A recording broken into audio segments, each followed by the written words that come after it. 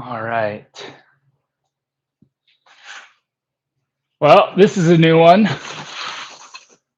So I'm going to be canning today, and I thought I would just do a live stream because I've never done a live stream like this where I'm actually working.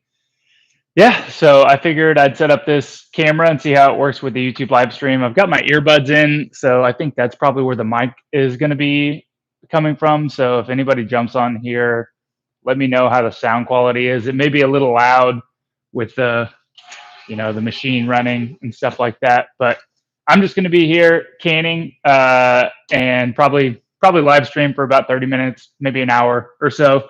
And I'm just going to be knocking out some cans. And if anybody has any questions or anything and wants to post them up here, I'll try to look at the screen, answer questions as best I can.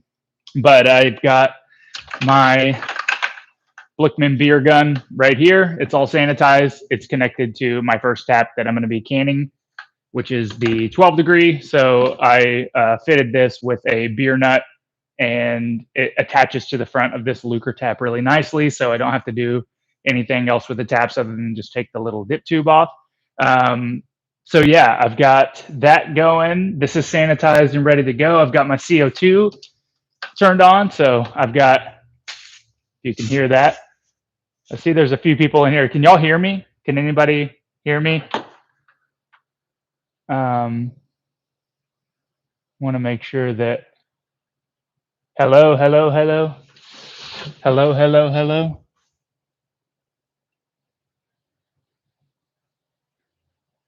You can, okay, is it good?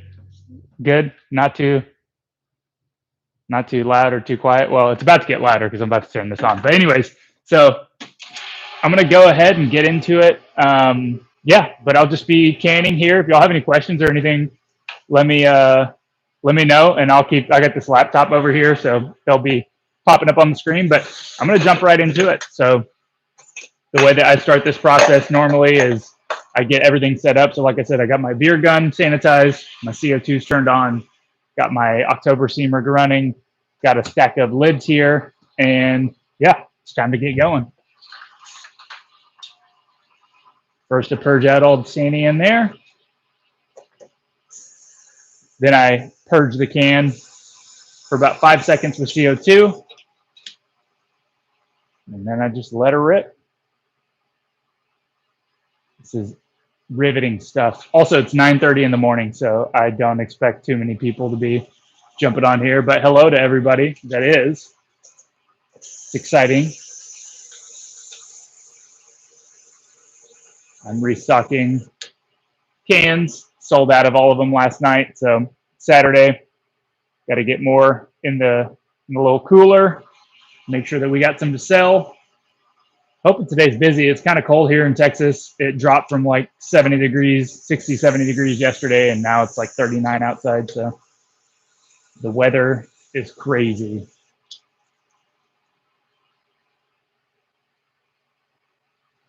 Where y'all at?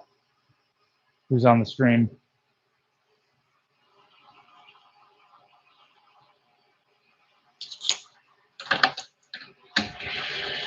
All right, first can in the Seamer. Feeling good.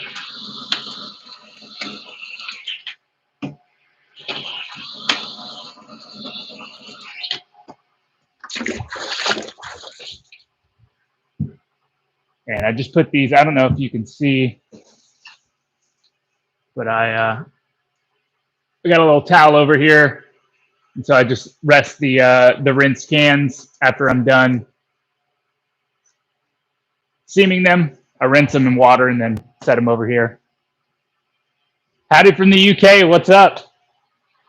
What time is it in the UK? It's like an 8-hour difference, right? So it's like 5 o'clock there. Nice. Juan, get to work, dude. Let me be on YouTube and you go make that money. What's up, dude?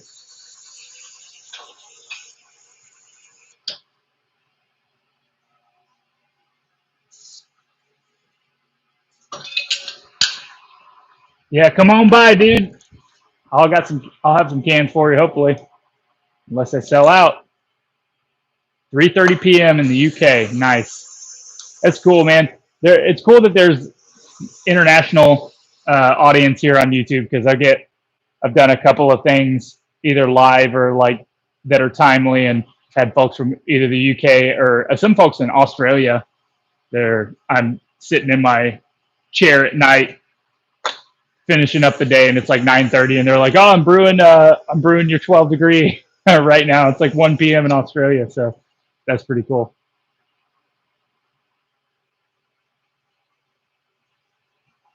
Mm-hmm.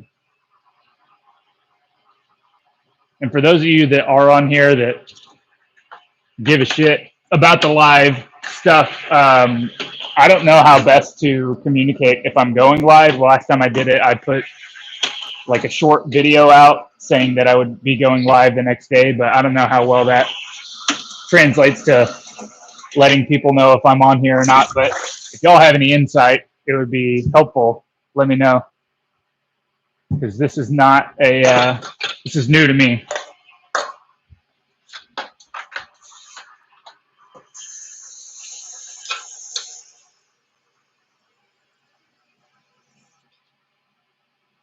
DK Reese, kegging the 13 degree. I love it. That's awesome, man. How long have you? How long has it been since you brewed? See, this is the hazards of going live. You overfill a can. Just over a month ago, my first pint of it tonight. Nice. Let it keep drinking on it, but let it chill out for another month and see how it changes up. The second month is usually right where it hits its stride.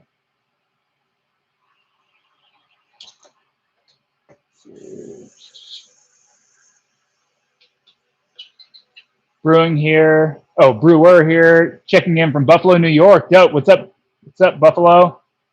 Glad to see micro issue sorted. Sucks. They had to be the hard way though. Yeah, it sucked, but we are back open and the beer's tasting good. So freshy Czech lager, about as fresh as you can get with these lager beers. But yeah, everything's kind of rolling along. First couple of weeks I was open were pretty busy. This week's been kind of slow, which I sort of anticipated because, you know, got all those people in here the first couple of weeks from being gone for 6 weeks.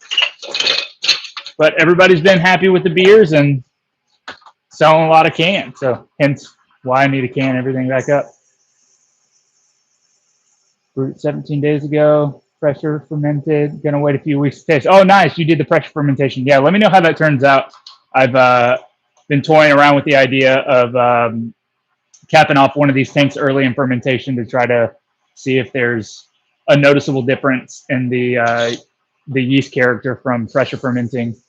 And these tanks can actually hold quite a bit of pressure, so could be a good little experiment and a good way to churn some lager out a little quicker, even though the whole idea is to just hurry up and wait.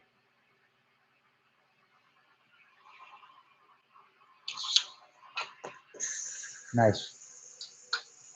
9 people on here. Big stuff, man. This is big time YouTube stuff. I love it.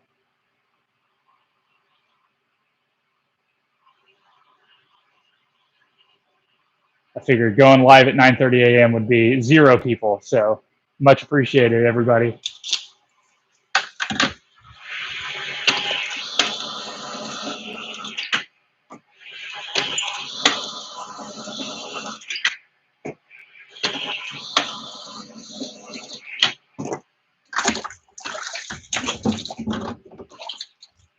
And just like that, we got 2 6-packs. So I'm shooting for like, I think I'm gonna can up about 6 6-packs of each. I've been selling around, or at least in the last couple of weeks, been selling around 36 packs a week, which is pretty good. In fact, last night, the majority of my sales, I think, were 6-packs. So hopefully this will get us through the weekend. But yeah, it's always tricky trying to figure out the balance of this because if any of y'all have followed me for a while, the challenges of canning in this small brewery. One, it's very labor intensive, but two, like the costs are much higher because the cans and the labels and the time and beer and stuff. But the margin on it's much lower too. So you don't want to sell all the beer in cans because then you don't make no money. Started fermenting in kegs to pressure ferment, mainly to help with no O2 pickup and transfer. Nice. That'll do it.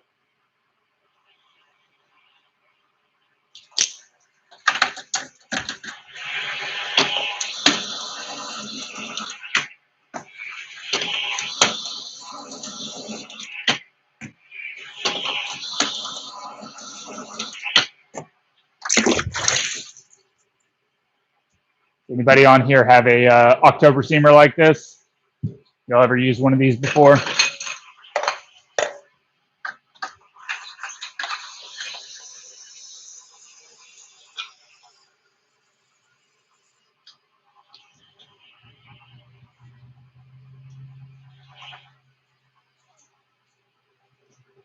Coffee, necessary. This is my routine as I can 3 beers and then sip on coffee the whole time.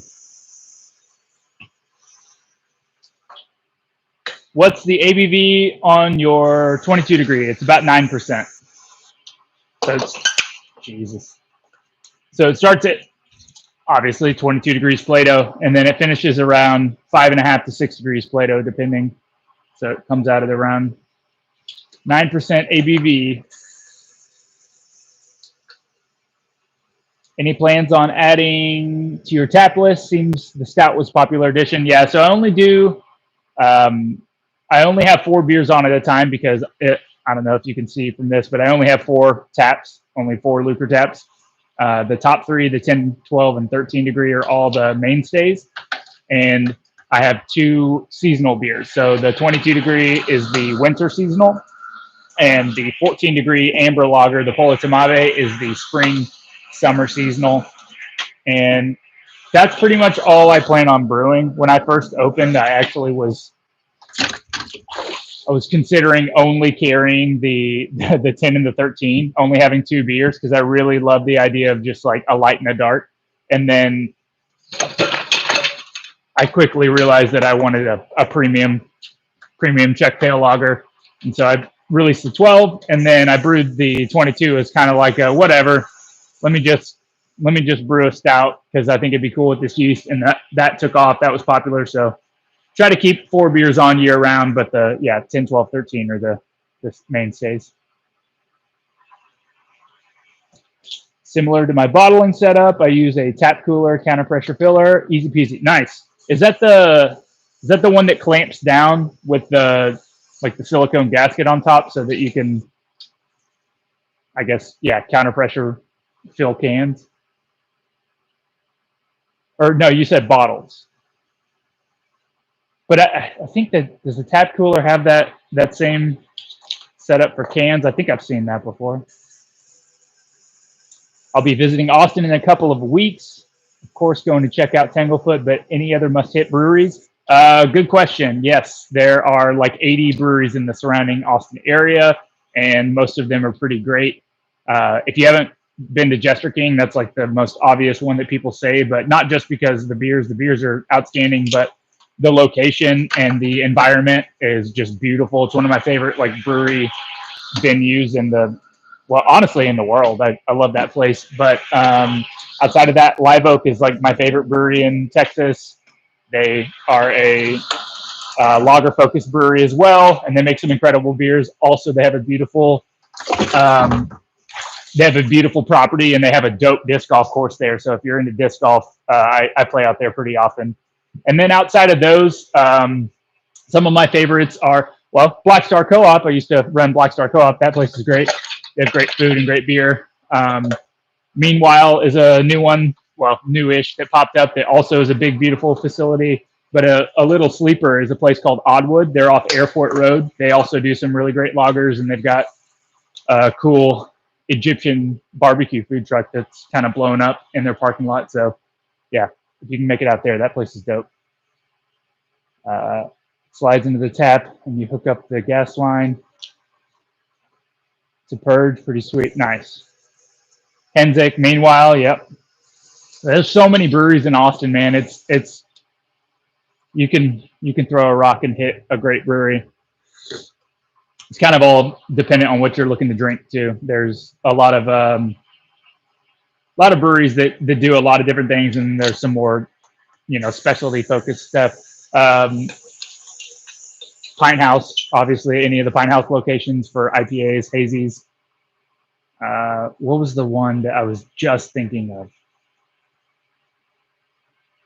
Anyway, I totally lost my train of thought. But yeah, all the breweries, pretty much any brewery. There's a suite. If you're not from Texas and you're coming in, the Texas Craft Brewers Guild has an app that is basically like a passport for all the breweries in Texas that are members of the guild, and they have a map on there, and you can jump on there and go check in to any of those breweries and find all the ones in Texas. It's a good resource to have.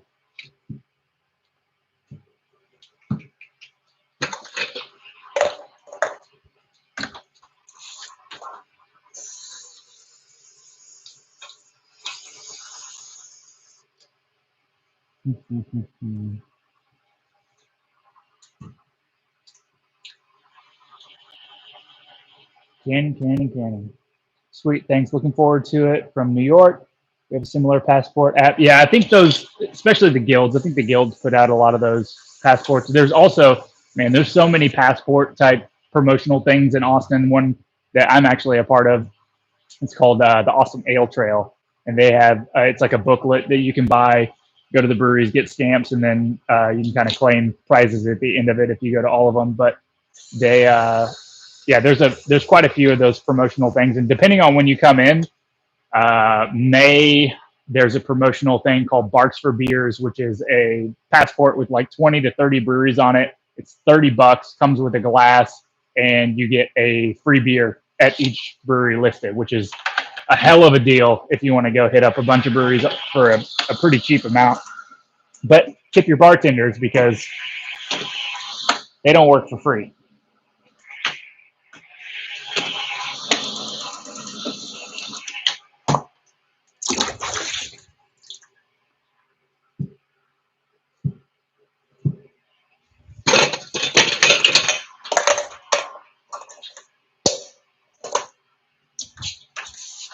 I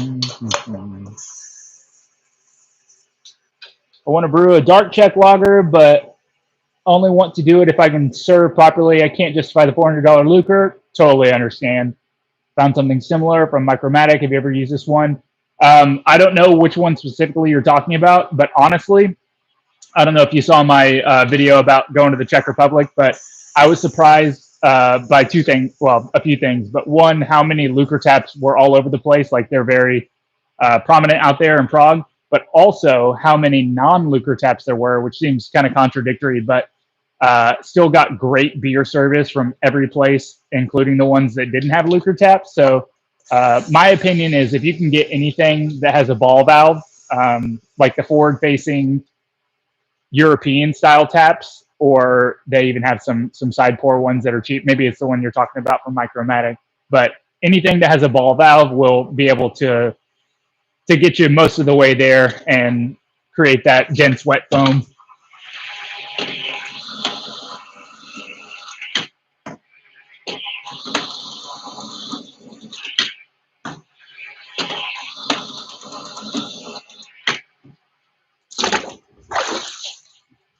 Let's see.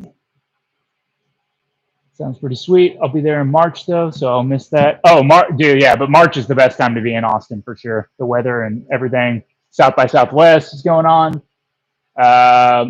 We in Buffalo have no less than 6 to 7 paid passports. Oh, wow. Yeah. Someone on the business side of things, the sheer quantity of those books has burnt out many places. That's also very true. So the one that I mentioned, Barks for Beers, I think is probably the most successfully run promotional passport because they get solid breweries on there, but it's not all of the breweries. So like I said, 20 to 30 breweries, and the value is there for the customer. They have really great marketing materials. The booklet's nice. The the glass and shirts and all that stuff is pretty nice, and it's a 1 month period. So in my opinion, the passports that are kind of like year round type of thing, they kind of get, if you don't have a deadline or a specific window to go and hit these breweries, it kind of loses its luster a little bit. But I do think that they put on a really good version of that. But that being said, there's also a lot of people that I've seen try to like break into that market and be like, oh, let's just put together a list of breweries and then people pay us $20 for it and they get a discount or something. So yeah, it does get overdone a little bit. Would you ever consider mailing your beer as far as the UK? Would absolutely love to get my hands on your brews for a taster. I would love nothing more than to mail my beer to all of you people, but it is illegal to ship beer in Texas. And that is something that I have thought more and more about recently, because I would like to, honestly, if I could, I would love to be able to sell all of my beer, or most of my beer through, or to my YouTube audience. I've had so many people reach out about trying beers and stuff, but it's just illegal. I can't. So unless you have somebody that wants to come buy it from me and then they can ship it to you, which I'm sure there's people around here that would do that, it's just not possible. But in the UK, there is a brewery, or there's a beer called Tanglefoot. So maybe go check out Tanglefoot.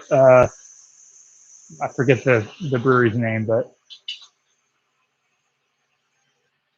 how many beers do you sell in a week typically, in-house and canned? So it's a hard question to answer because it's so inconsistent here. I know I've said that on other videos, but the sales from week to week are just like, one Thursday I'll do, like, I've had Thursdays where I did, $40 in sales all day long. And then the next Thursday is like a $400 day. So it's just kind of hit or miss. But like last week I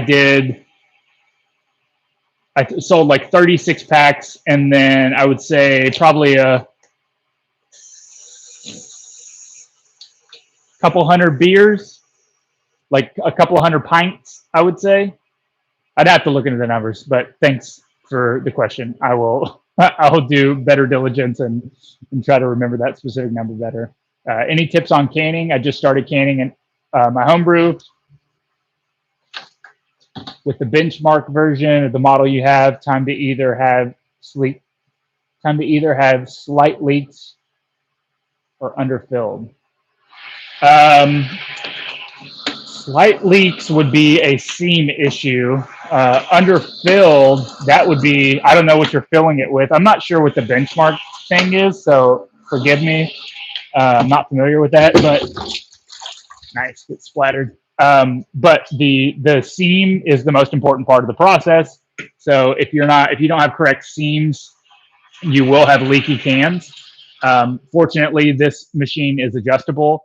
I know I'm sure all the machines are adjustable, but you need to get, in order to calibrate it, you would need to get some calipers, some micrometers or calipers that you can measure the seam at different points, and then a breakdown tool, which basically is like a modified can opener that splits the lid apart. I'm actually going to be doing another video. I'm going to be redoing my canning video with the video setup or whatever. But that won't be for a while. But basically, you break down the seam and you get to measure different parts of it. And if anything's off and it's not within the tolerances, you will be likely for cans to leak. And that's happened to me as well. It sucks. It's no good. But fortunately, with this setup, I do it all very manually, and it's a very small run. So I can my beer weekly, and people take it and they drink it almost immediately. So it's not as big of an issue, but yeah, definitely want to get your seams checked out. Texas beverage laws. They're not the worst, but they're certainly not the best. That is a very accurate statement. They aren't the worst, but they are not the best. There's a lot of goofy ones. In fact, this will be a juicy sneak peek. I also have another video idea in mind that I've been kind of slowly working on a script for, but Texas has a lot of goofy laws, and I was going to kind of highlight some of the goofier ones. But one of the goofiest ones is in Texas, breweries can't, and this is specific to breweries, but breweries cannot sell their distribution rights. So if you're a brewery and you self-distribute your beer, you send your beer out to the market.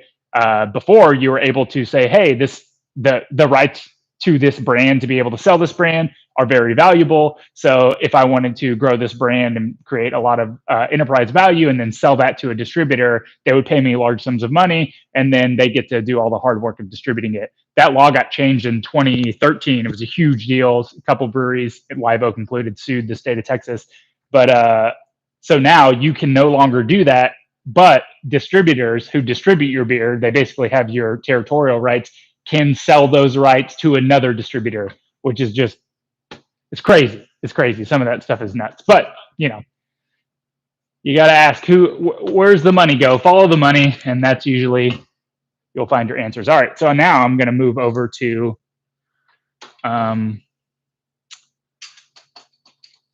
labeling. So this may be slightly interesting to y'all, or maybe not. I don't know. But my labeling setup is pretty janky. It's a cheap Chinese knockoff of another style of canner, or seamer rather. So pull this bad boy out. Can you see that? Yeah. So this thing is whatever. It's fine, but it's essentially just a bunch of rollers and metal rods that hold this thing together that allow you to apply labels to the can. Sorry, I apologize for the noise also. Anyone sanitize their cans in twist rinse? Had a batch that got infected from the cans we got. We had the cans and the empty cans tested in the lab, and they came from the cans. Yeah, a lot of people do sanitize their cans. A lot of people don't also, so that's interesting. But generally, I'm never too concerned about it unless it's for like the 22 degree that I do. I sanitize those cans because those beers will be held on to for a long time. So I'll sanitize those. But for these, like I said, these beers, they get bought, they get canned, they get sold, and they get drank within, a week or 2 weeks of when the beer goes into the can, and they're all packaged with, layers of separating layers in the pallet, so they're not exposed to anything before they actually get canned. But that definitely is a concern on a production level. You would want to sanitize the cans. Brian, I've got the Benchmark as well. Actually, haven't had any leaks on mine. Fill level takes practice. Benchmark is just using the drill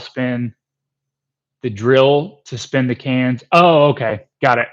So maybe it's a manual. You attach like a power drill or something to it. Brewer I spoke with said to run 2 psi higher than serving to can. Okay, that's a good tip. Hey, from York, Pennsylvania. What's up, York, Pennsylvania? At a former brewery with decent distro volumes, we originally sanitized with PAA, but then changed to iodine solution after we saw a DO level spike with PAA rinse. Yeah, that's the downside of PAA, is that it's an oxidant. I mean, it's just absolutely adds oxygen, DO to the beer. So not ideal, but I also have seen breweries that don't do anything at all, and I've seen breweries that rinse with God, why is my brain not working? Breweries that rinse with just like distilled or pasteurized water. Where'd that go? All right, so I'm going to get this labeler, or this roll of labels on here, and I use a really fancy process where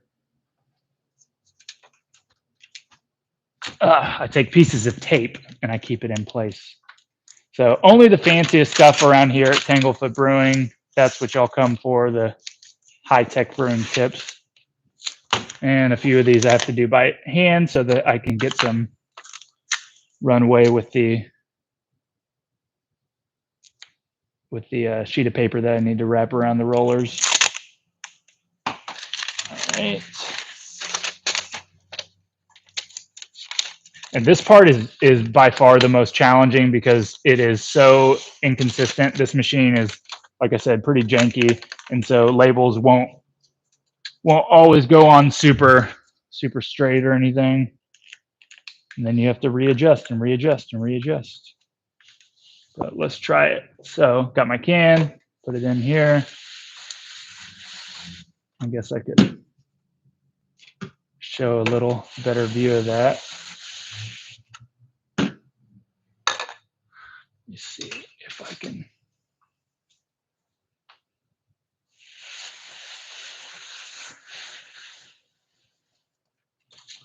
And that's just pure class right there. Okay. Looking nice. They're going on smooth.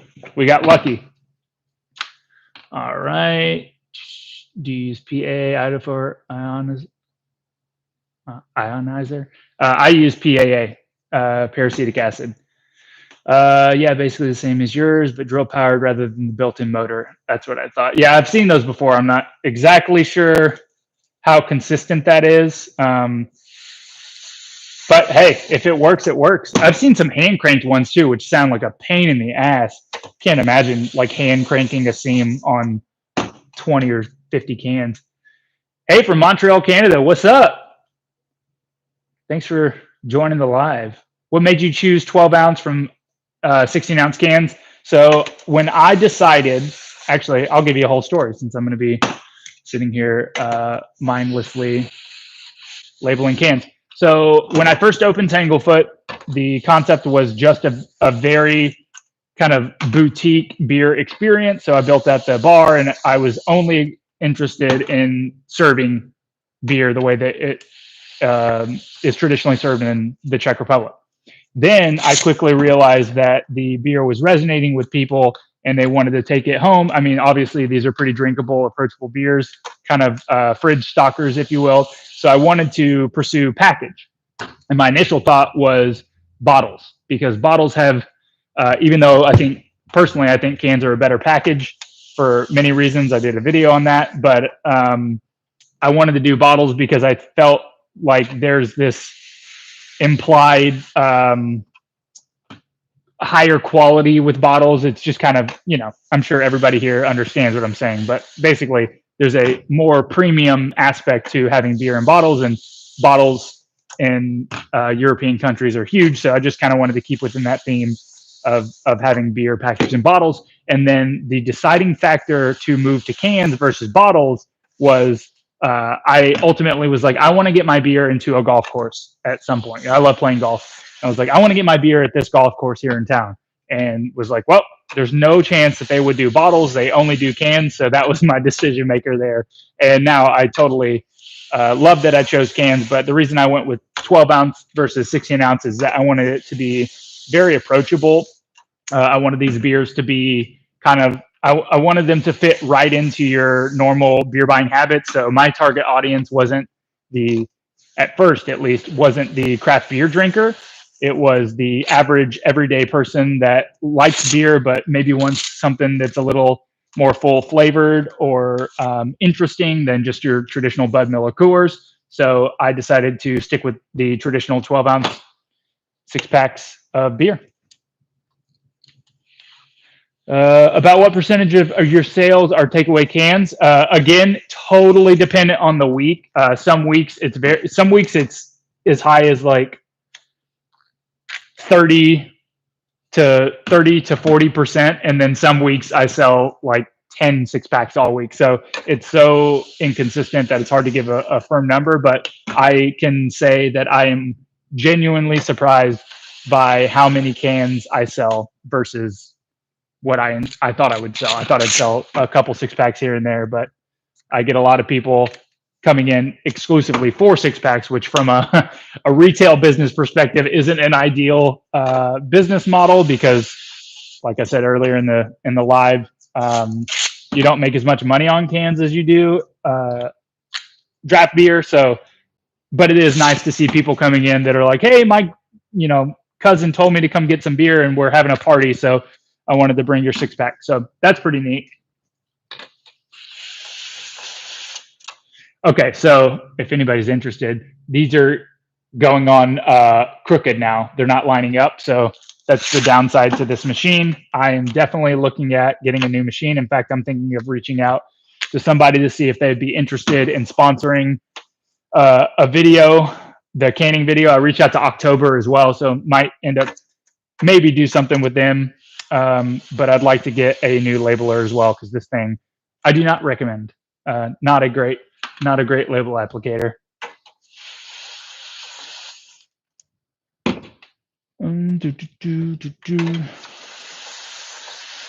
Oh, 20 folks in here now. Hey, what's up, everybody?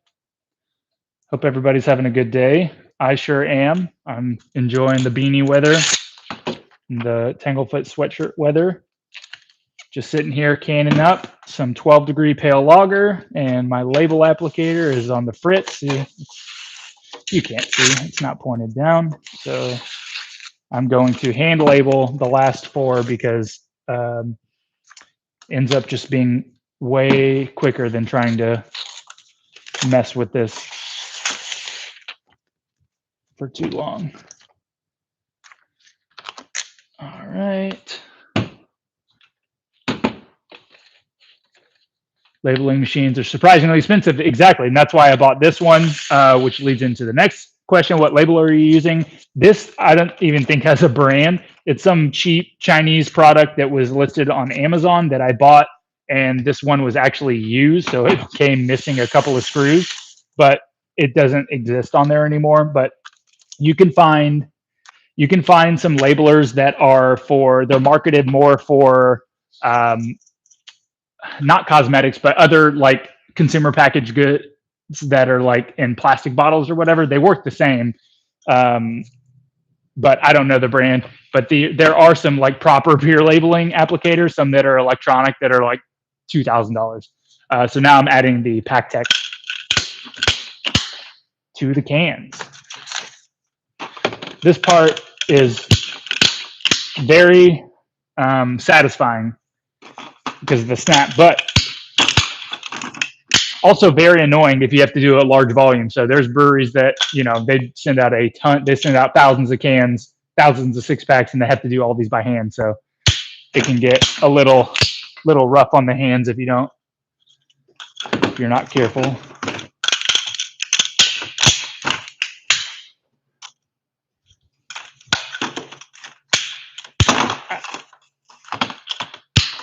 And sometimes your hand slips off like that and it gets hurt. Have you thought about doing 4-packs of 12-ounce cans at a lower price point than a 6-pack? At a lower price point? No, I haven't considered that. I'd rather just sell 6 cans, just because, again, it's just like my theory is, one, I price them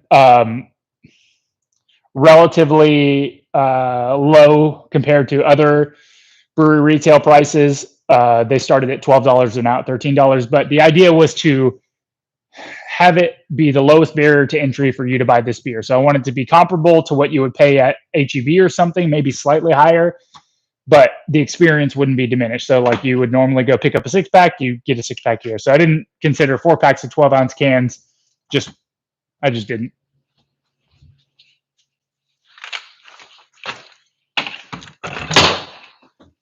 And got to put these in my reach-in cooler.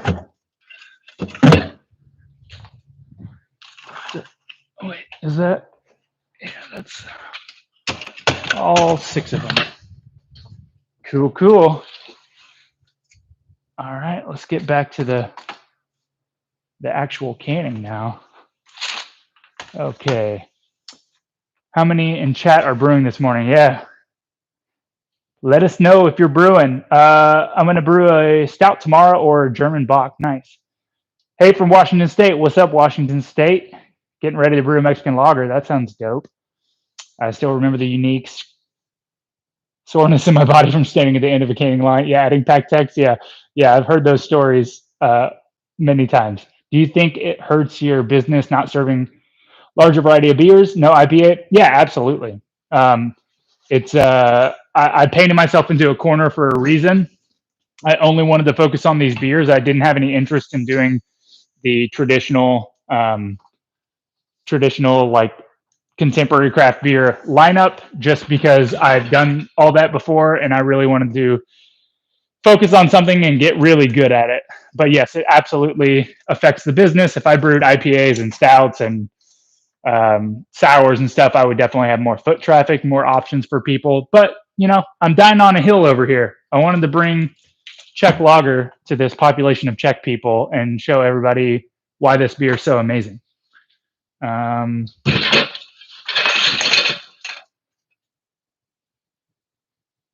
looking to go push top.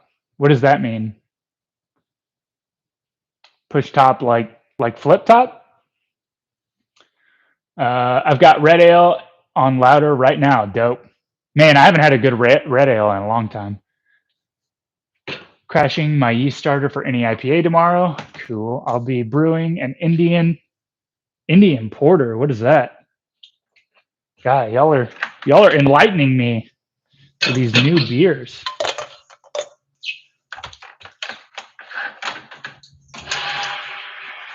All right, I'm moving on to the 10-degree pale lager, purging out the 12 from the line.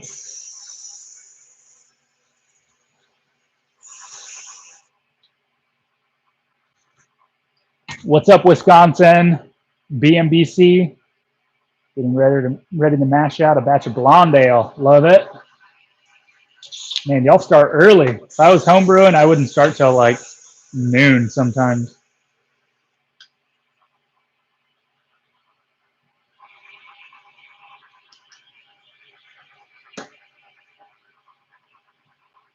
Oh, yeah.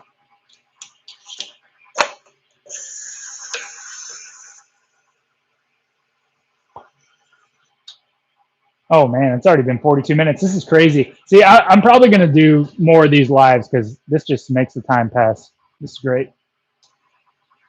Knocking out beers and making content. All good stuff. So my brewer sense just kicked in. I picked this one up, and this can feels light, so maybe it was a little low on the fill.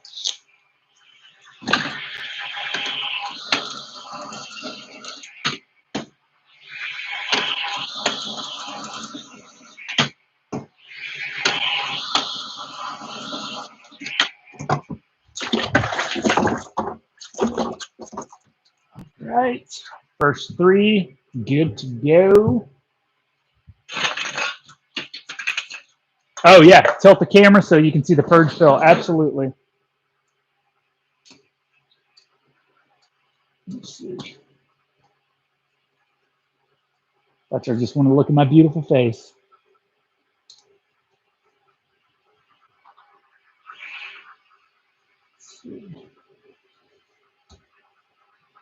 Okay. Is that better?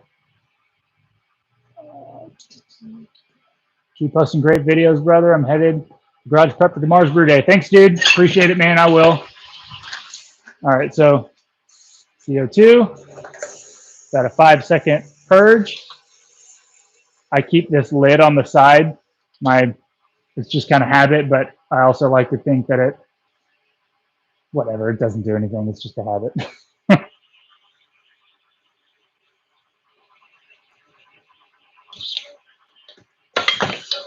Perfect.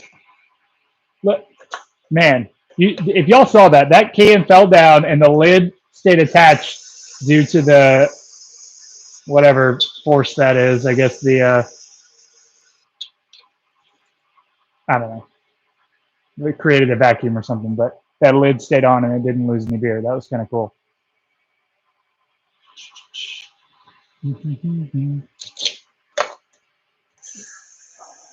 Do you think that the higher number of brewery closings is related to the decline of craft beer, or perhaps that in combination with poor business decisions?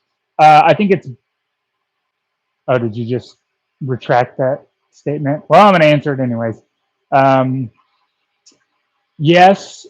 I think, one, it's a sign of the market becoming more and more competitive and more difficult for a lot of places. So there's 10,000 breweries in this industry now, and when I started, there were 2,800. So the just competition alone is pretty staggering. But there are also a lot of a lot of breweries that opened with a business model that was focused on distribution, and it's really difficult to make a distribution focused brewery work on a not like medium to large scale, especially in areas like Austin where real estate prices have skyrocketed. So it's just, in my opinion, it's like fundamentally unsustainable to own a brewery in a piece of real estate that is charging kind of retail rates. And if you don't own your building, your lease will, it's not a matter of if, it's when your lease will put you out of business. I'm on a 1 barrel, so although it's basically homebrew, I'm on the clock, so I try to mash in no later than 8 a.m. Nice. Check pills and funky dark saison and fermenters. That sounds cool. Funky dark saison. Looks like you're leaving 0 headspace. That is sort of true. It does foam a little bit once I put the cap on, but the reason that I fill my cans up so much is that the inconsistencies of capping on foam with this Blickman setup have led to more low fills, and I would rather have an overfill than a low fill, because low fills I don't want to serve, and overfill is fine. So that's just kind of how I've always done it, so that I am more efficient with the number of cans that I can actually sell. But good observation. That is absolutely true.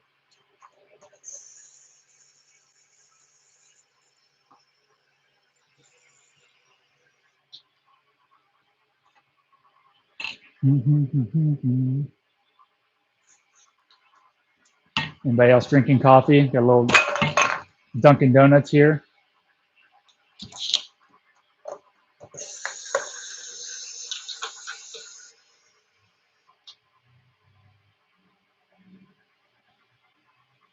Oh yeah.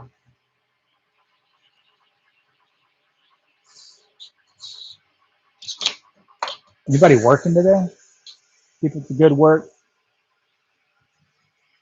Rooting for you out there in Texas. Thanks, man. Appreciate you.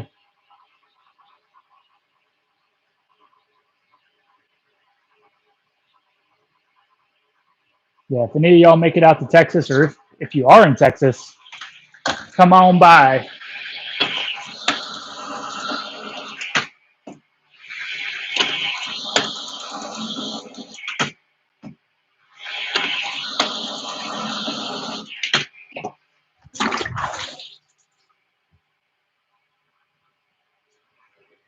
Hadn't seen your system. Do you have a BT for finished beer? Yes. So I have a video on the channel that, well, I can't remember which one it was, but I definitely detail the system. But this is out of focus. Sorry, guys.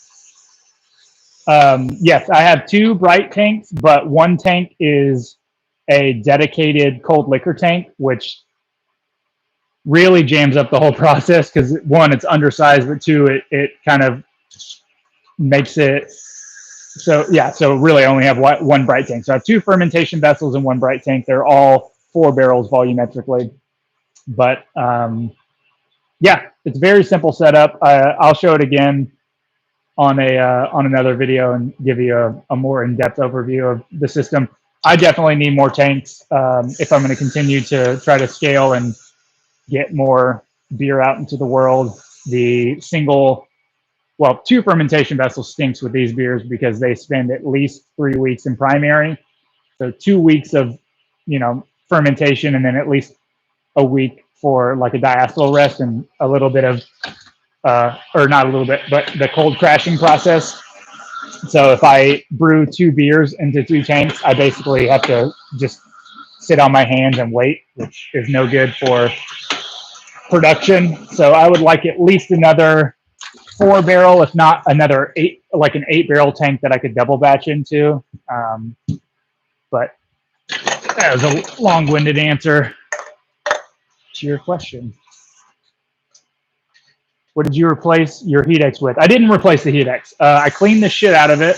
and implemented a new sanitizing procedure. So one of the issues was I switched from sanitizing chemically. So I used to use SaniClean, which was, chemical sanitizer, and then I switched over to peracetic acid and quickly learned that the heat exchanger was, I mean, I already knew it, but just didn't even think about it. But running peracetic acid through that heat exchanger with the copper plates destroyed so basically ate away at the copper, turned the solution blue. So I only did that one time. And so my sanitizing procedure from that point was a little funky, which I think was kind of where all their contamination stuff came from. But I cleaned the shit out of the heat exchanger, and now I sanitize it for like 15 minutes with 200-degree water recirculating through it so that it is completely pasteurized. Drinking coffee and sneaking in Saturday morning brew while the family are in zombie mode. I love it. Get it done.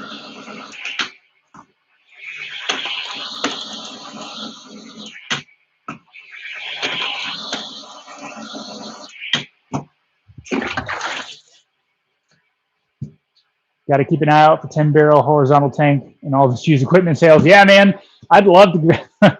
I'd love to get all the tanks, but it all comes down to money. I'm in a weird place now where I'm like, just the thing about this industry that's so frustrating from a business standpoint is like you constantly have to keep putting money in. So getting started, obviously, you put a bunch of money in. Scaling up, you put a bunch of money in. And if you have sales to back it up, it's nice. So you can justify like, hey, if I get this tank, I could sell this beer, and here's my ROI on it. But the nature of a capital-intensive business is it's just forever, just more money into it, more money into it. But a little horizontal tank would be nice. I don't know. The last time I saw one, though, it was very expensive. It was significantly more expensive than I thought it was going to be. But there are a few, what do you call them? Auctions that have been going around. Few brewery closures in the Austin area, but their systems were all pretty large.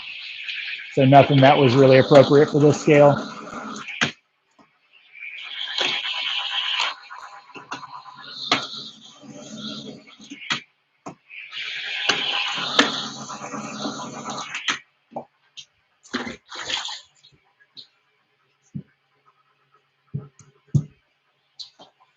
Turn this angle back up now that y'all got to see that. Getting lonely up here.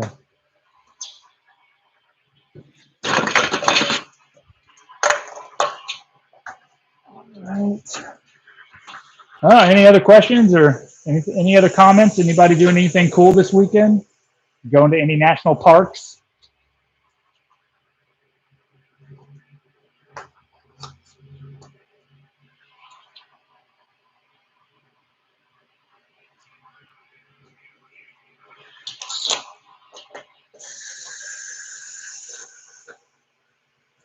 Nope. All right.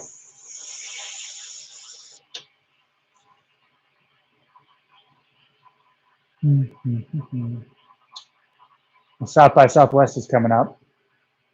If anybody's down in the Austin area, highly recommend going to the east side on East 6th Street.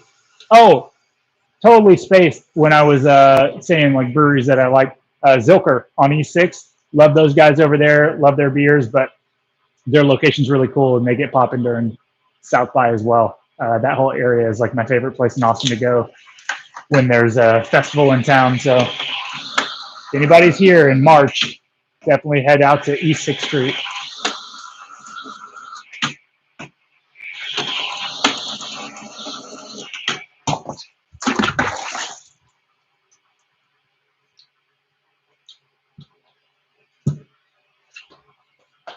Let's move this back so I can get a little more space on my towel.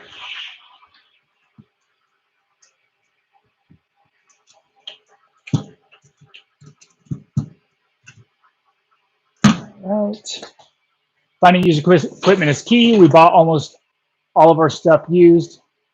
Did you buy yours New or used? All of my stuff, well, all the tank stuff was used. So I bought my first system was a homebrew system, basically, that I bought a couple of new Spiegel, like plastic fermentation vessels. And then this system was um, a used system from a brewery in Round Rock called Blue Bonnet Brewing Company. And in fact, they bought it used from another brewery years ago. So this system has seen some beer for sure.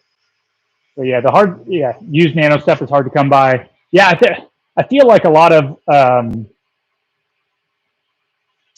breweries will scoop these smaller tanks up now because they're realizing that, keeping more beers rotating through the tap room and trialing things is what, gets butts in seats. And so a lot of the larger breweries are actually picking up these smaller nano equipment and using them as kind of like, small batch series or whatever.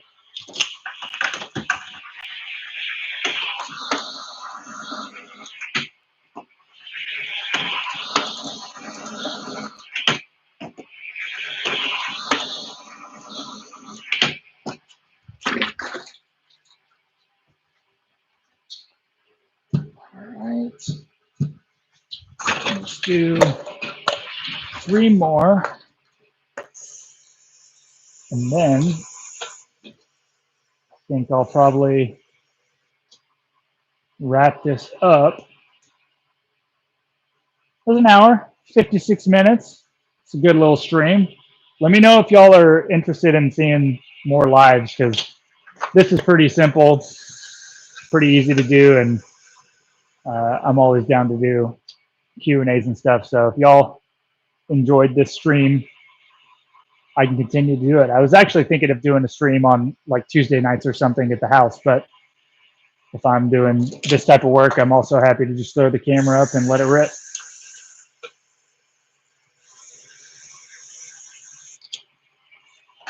Got to keep it going. Be like Sally Slices. Show me pouring beers during service. That'd be another good one. Lab is pretty cool. I liked it. All right, thanks, man. Or girl. I don't know. I can't read your name.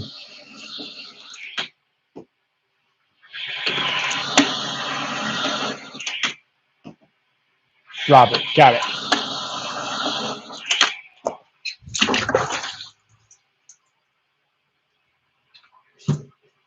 All right. So let's get these labeled, and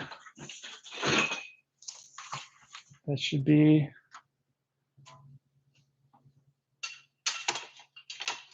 it for the stream after that.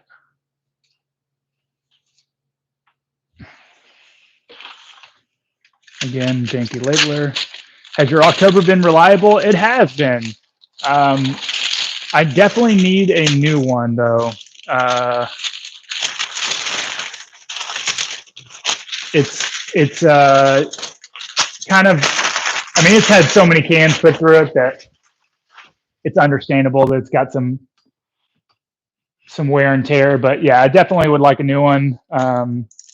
So I reached out to the October folks to see if we could do some sort of collaboration, or not collaboration, but do some sort of like sponsored video. That would be pretty sweet. But if not, I'll just keep maintaining this until I can get a new one.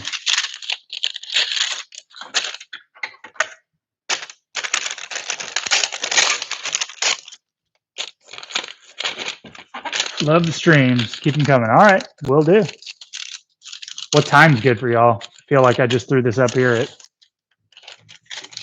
9:30 a.m. on a Saturday. That seems like it's been okay.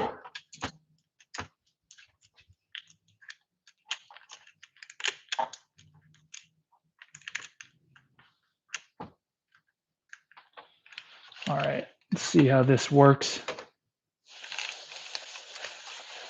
Ooh, might get lucky. This one might be rolling on nice.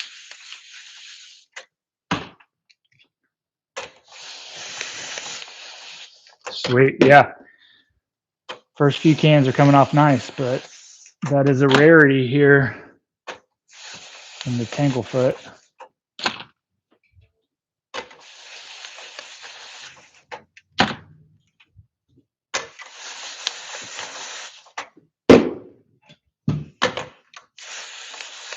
This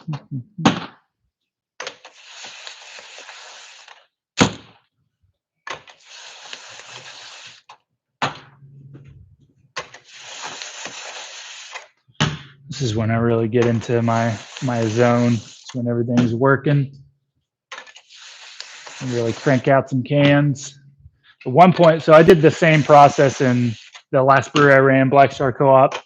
Implemented this process there, and when things were rolling good, I could do like 3 to 4 cases an hour, which doesn't seem like a lot, but it definitely was moving pretty quick. And great, now it starts to shift. Got to look out for that. You sell any food at the brewery? You said it used to be your grandpa's barbecue restaurant. It did used to be my family's barbecue restaurant. But no, I do not sell any food at the brewery, and that is another one of those self-limiting decisions that I made. But timer. That is a decision that I made. My first career was in food, and I would be happy to go into depth in that in another stream, but I will not be involved in the food industry from a business perspective. I still love food. I'm a foodie, love to cook, love to do all that, but it's just a really tough business to be a part of, even if it is little things. It's it just in my where I want to go in my life. I believe it to be a distraction for me. So. But like I said, I can definitely go into more detail about that in another video. Come on, man. I was so close. Had a good little run there. Why 12 ounce versus 32 ounce crowlers? Well, the idea behind this was to do 6 packs of cans. So 12 ounce cans is kind of the most standard beer package size, but 32 ounce crowlers, I don't like 32 ounce crowlers. I'll just be honest. 32 ounce crowlers are not a good package, in my opinion. They're good for like in the same way that a growler is good for like picking up on the go or whatever, but it's not a good format to take beer and keep it. Obviously, once you crack it open, it's open. So I've always preferred having individual units of beer, such as a 12 ounce can that you can drink one, or you could drink 4 of them. It doesn't matter. But as soon as you open a 32 ounce can of beer, you have to drink it all in that sitting. So that's kind of my perspective on that. And yeah, nothing too crazy. I just like 6 packs too. 6 packs are like I don't know, they're just cool. It's nice to be able to say, hey, I brought some beer. Look at that. And it's approachable to people that aren't super into craft beer.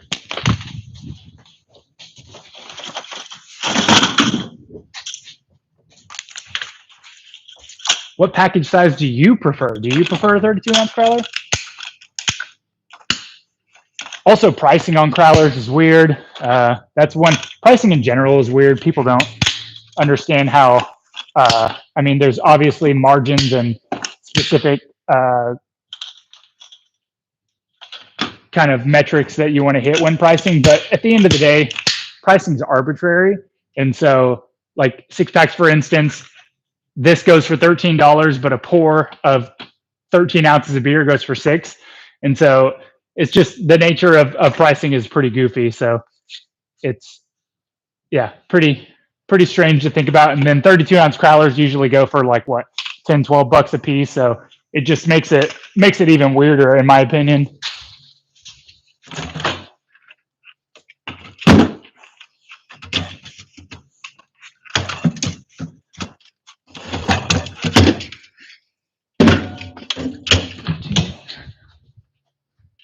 Let's see. I'm with you on 32 ounce crowlers. 4 packs of 16 ounce cans are the norm here. 12 ounce cans for bigger beers.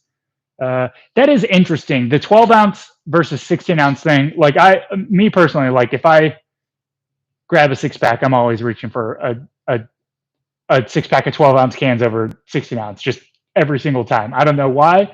It's just my habit, I guess. But it does seem like the 16 ounce cans, especially from like craft breweries, direct to consumers, is seems to be more prominent in different areas, but here in Texas, I feel like it's much more 12-ounce cans. Beer culture here in Texas is also like cold and volume, like mini beers and very cold, and like you just get six pack, 12-pack of beer and you ice it down. So maybe it's a cultural difference, but that's just what I see here.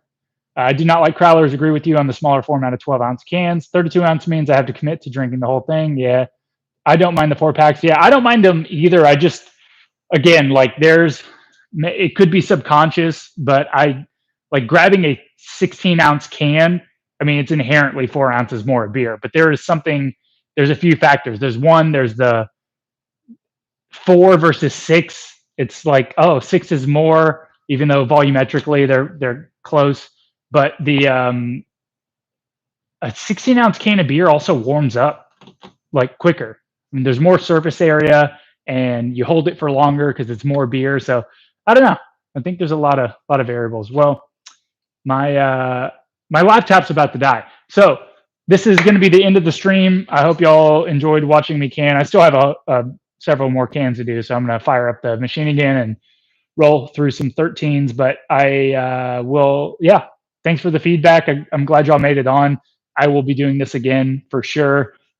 Maybe I'll set up a stream during service one day. Hopefully, if it's busy in here, if it's dead in here, it'll be pretty boring. But yeah, I'll set up another stream sometime soon, and we can jump on again. So, cheers, guys, girls, whoever's watching. Thanks for jumping on, and I'll be putting out some more content soon. So stay. I don't know. I was gonna say something witty. I got nothing. Just stay ready for it. I guess that's dumb.